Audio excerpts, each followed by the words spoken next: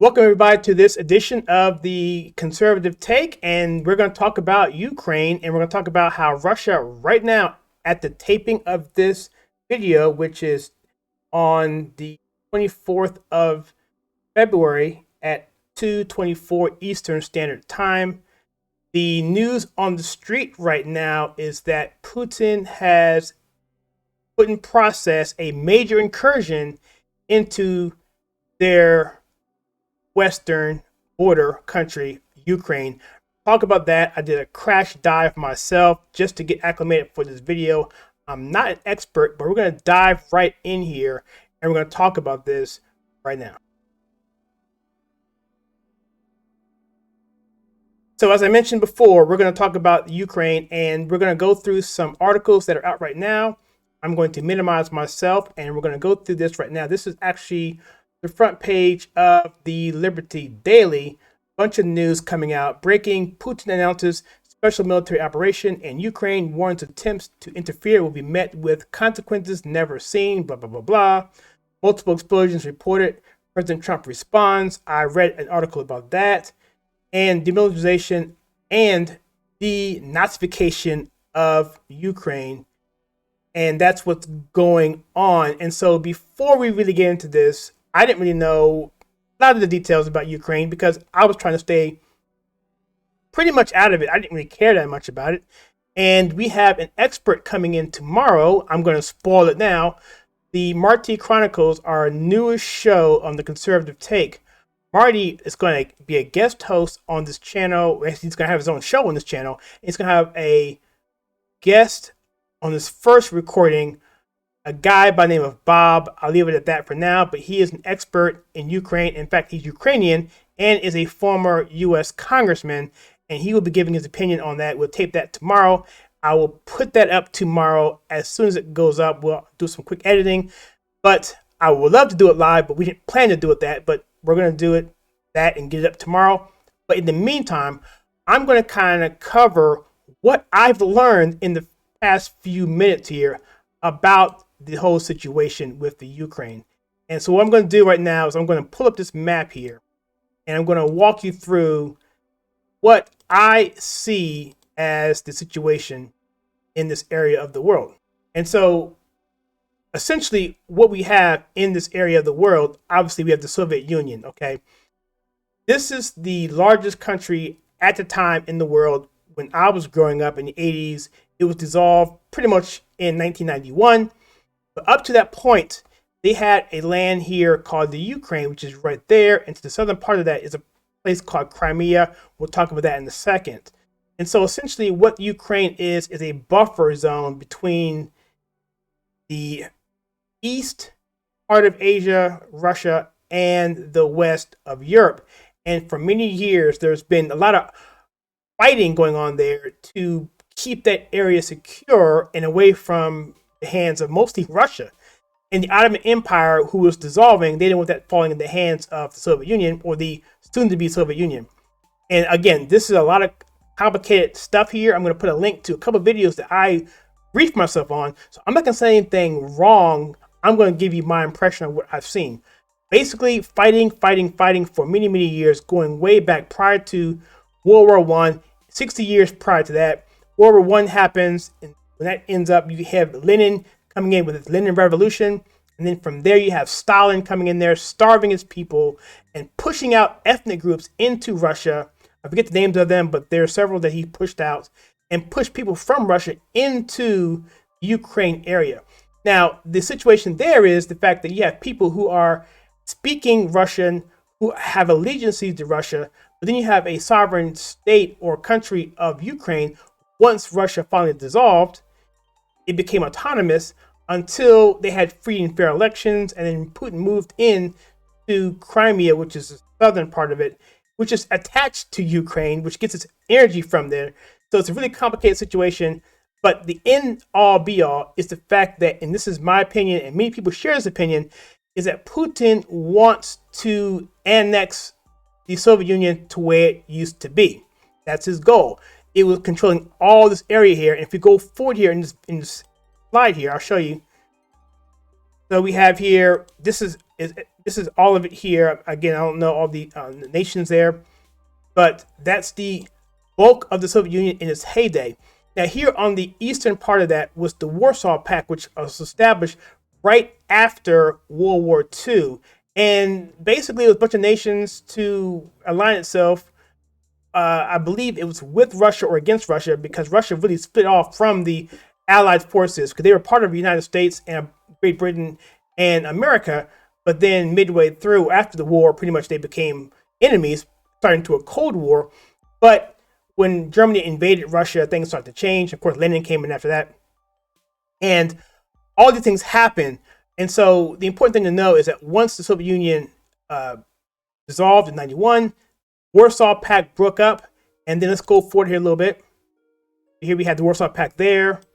And that's NATO involved, formed after World War II, so that pretty much we could defend ourselves against Russia. And that's what Russia doesn't like. Putin doesn't like the fact that NATO is so close to Russia and it's impeding their growth west.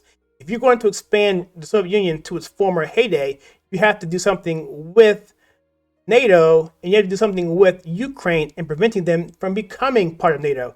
Because a lot of Warsaw Pact countries after the war became NATO countries. And the suspicion is that Ukraine is going to become a NATO country, and then by going into Crimea, which I'll talk about in a little bit, help to prevent that from happening, because that was a piece that allowed them to surround and set up military bases and installations so that they could do what they're doing right now. If I'm saying anything wrong, guys, let me know. This is my impression of all this. I've only dove in this for a little bit. So let's go a little bit further here, and we will see a closer view of NATO and the Warsaw Pact here. We're going forward here a little bit. So here we have here now the Ukraine broke off after the breakup of the Soviet Union, and these different countries became entities of their own. And right here you see Russia has that there, and this part here right where my hat is Crimea. Okay, let's keep going. And so here we have the Ukraine here, and if I move myself out of the way here, I will remove myself so you can see that. I would do that right now. Okay, now Crimea is right there. Okay, now Russia invaded this area a few years ago. Okay, and what that allows them to do, it gives them a staging area from the south and up here. I forget the name of this country. We'll see in a second here. He has troops up here as well. So he has basically them surrounded on three fronts: southern, the eastern, and the northern. And that's a bad situation, unattainable situation if you are a Ukrainian. So going forth, we have Kiev, that's the capital of Ukraine, and that's volatile. If you look at the border here at the north there, and that country is going to come up here in a second here. Again, I'm just learning this on my own, guys, on myself. Here's the base that are set up here, Belarus, that's it. And so that's where we have staging areas here, and that's where the threat from invasion is coming from. And so that's where we are now, and supposedly Russia, as was announced just a minute ago, about an hour ago, that the president of Russia has announced that he is now moving into that area, a major incursion. And again, according to this article here, it's going to be one that is going to be met with resistance if anyone were to interfere. Let's click on this article right here. And we're not going to keep this video short, but I hope this is some good information. Again, check out tomorrow on the Conservative Take. We will have a congressman by the name of Bob. He will be interviewed by Marty on the first episode of the Marty Chronicles, and we will air that tomorrow sometime. It tapes at noon, and we'll probably put it out there probably by 2 o'clock. I'll do my best to get out there as soon as possible. So here we have here, this is Breaking 911. Putin announces military operation in Ukraine, warns attempts to interfere will be met with consequences never seen. We're seeing some rhetoric here. So let's see if we can zoom in on this guy here. Let me see, let's zoom in if you can. Okay, here we go. Too much? Oh, just on this. Here we go. So here we have Belarus to the north. We mentioned that before. And these here are Russian flags. So look at that.